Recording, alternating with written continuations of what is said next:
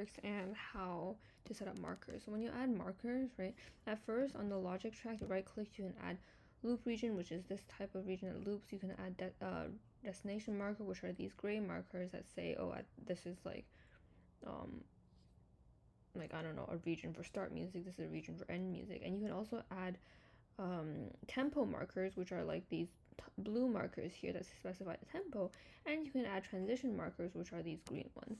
Now at first, all of these will be on one track, so when they are on one track, you just need to drag them up and down like that, and the region will expand. And you can also drag them left and right to expand it in the logic tracks region. And this region essentially dictates the logic for how and when you want to play music. Now, when I add the transition region, this is logic for when to jump to, say, another marker. So you right click, add transition to, and then you can pick which marker or region.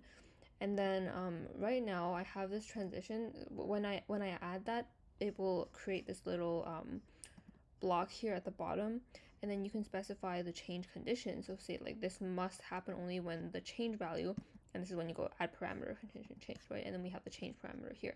When the change parameter is also here, is equal to 4, so you can move this to change the value. But when it's equal to 4, then I want this transition to happen. So right now, if the change is 0, for example, and I'm going to start this outside the loop region, right? It's not going to do anything. It's not going to jump to the end at all.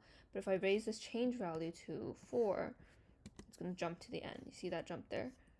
Okay,